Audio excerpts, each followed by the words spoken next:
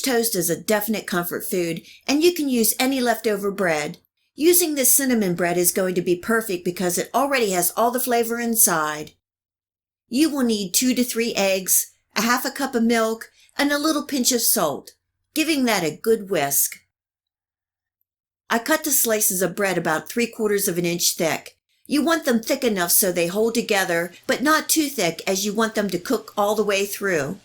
I'm dipping the bread in the egg mixture and letting it soak for about 10 seconds or so on each side. You can use any pan or griddle that you like. Just coating the bottom with some butter, and remember to rebutter the pan between your batches of French toast. I have an electric stove, and I'm keeping my heat on a low medium, and that is between a 4 and a 5. As the French toast is cooking, I will be adjusting the heat as needed. It only takes about 2 to 3 minutes per side.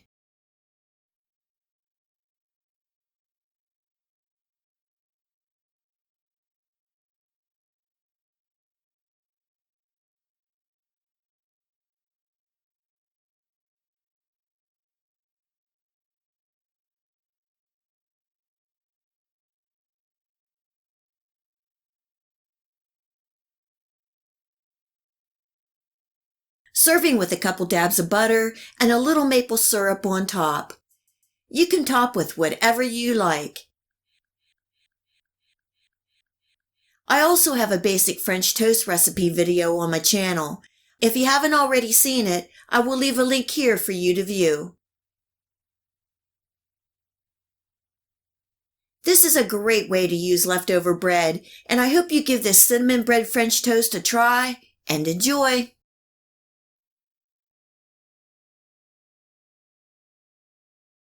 I have 5 large eggs and I'm adding in a little milk, slightly whisking the eggs just until all the yolks break and the eggs are mixed. Don't over whisk. In a non-stick pan on medium heat, I'm adding in some butter to coat the bottom. In goes some finely diced onions, and I'm using a red onion and the whites of garden onions. In goes some bell peppers, and for a little heat I'm adding in a diced seeded jalapeno pepper. This is totally optional. Cooking and stirring for 2 to 3 minutes, and then I'm adding in some salt and pepper to taste. Now I'm turning my heat down to low, and that's around a 3 to 4 on my electric stove. You want to cook the eggs slowly. I'm continuing to stir the vegetables for another minute. I'm pouring the eggs evenly over the top, just slightly tossing and turning the eggs until they are cooked, or to your desired doneness.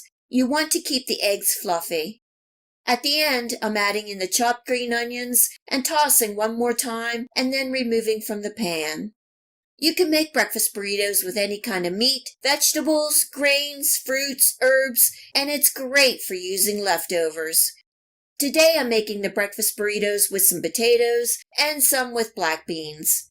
I'm sautéing some finely diced potatoes with a little butter, olive oil, salt, and black pepper. Just a reminder that you'll be able to find this recipe, the list of ingredients, and much more in the Show More section below. I've also included links where you can purchase online some of the ingredients and equipment that I use in this video recipe. If you have a chance, please check it out. And it's time to make these burritos. Today I'm using flour tortillas that I heated in a pan, adding some shredded cheddar cheese, a couple spoonfuls of the scrambled eggs, and some of the sautéed potatoes, folding in the sides of the tortilla and rolling. For the second burrito, I have the shredded cheese, the scrambled eggs, some black beans, and a little salsa.